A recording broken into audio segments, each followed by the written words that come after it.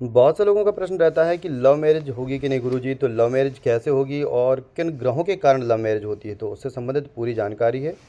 और कुछ लोगों की लव मैरिज नहीं हो पाती है साथ में, लेकिन एग्रेसिव बहुत होते हैं, तो क्या कारण होते हैं इन चीज़ों के। तो यदि लव मैरिज किसी की देखना है तो हमें उसका पंचम हाउस यानी कि जो फिफ्थ हाउस आप देख रहे हैं, इस फिफ्थ हाउस पे नज़र डालना पड़ेगी और हमें सेवन्थ हाउस पर। तो जब कभी भी पांचवा और सातवां हाउस यानी कि पांचवा घर और ये सातवें घर में आपस में कंजक्शन होता है यानी कि युति होती है, या फिर इसके ग्रह एक दूसरे को देख रहे हो, या इस राशि का ग्रह सप्तम भाव का ग्रह यदि पंचम में बैठ जाए और पंचम का यदि सप्तम में बैठ जाए, तो कहीं ना कहीं फिर ये लव मैरिज का योग बनता है। एक उदाहरण के स्वरूप हम देख सकते हैं, जैसे ये मीन लग्न की कुंडली है और राशि भी मीन है।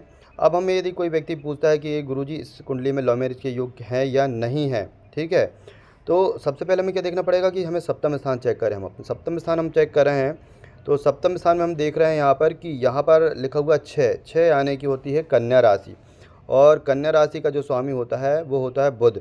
अब आप देखें कि बुध कहाँ पर बैठा हुआ है, तो बुध यहाँ पर आप देखेंगे तो यहाँ पर बैठा हुआ है इस कुंडली में पराक्रम स्थान में।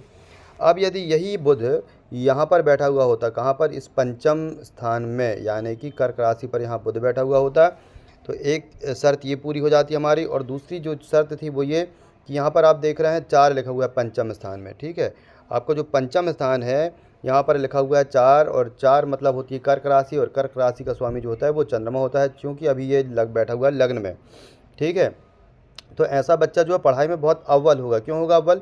क्योंकि जो पंचम का और लग्न का जो संबंध है, ठीक है, तो ये एक राजयोग बना देता है, और राजयोग के कारण ऐसे व्यक्ति को जो एजुकेशन होगी वो काफ़ी अच्छी होगी। लेकिन हम बात कर रहे हैं लव मैरिज के बारे में, तो अब लव मैरिज में हमने देखा कि बुध का कहाँ बैठना ज़रूरी है, फिफ्थ हाउस में, और चंद्रमा का जो बैठना ज़रूरी है वो है सेवन्थ हाउस में। यानी आप यहाँ पर देखिए कि यहाँ पर बैठ गया चंद्रमा और यहाँ पर बैठ गया बुध। तो आप देख सकते हैं कि एक दूसरे ग्रह जो अल्टरनेट हो गए, यानी पंचम का सप्तम में चला गया और सप्तम का पंचम में चला गया, तो ये मान के चलिए कि ये पूर्ण रूप से लव मैरिज का योग बना देता है ऐसा व्यक्ति। यानी लव मैरिज देखो शास्त्रों में कहीं नहीं लिखा हुआ है, किंतु लव मैरिज को हम ऐसे परिभाषित कर सकते हैं कि ऐसा व्यक्ति जो है वो मन पसंद यानी कि अपनी पसंद की शादी करेगा।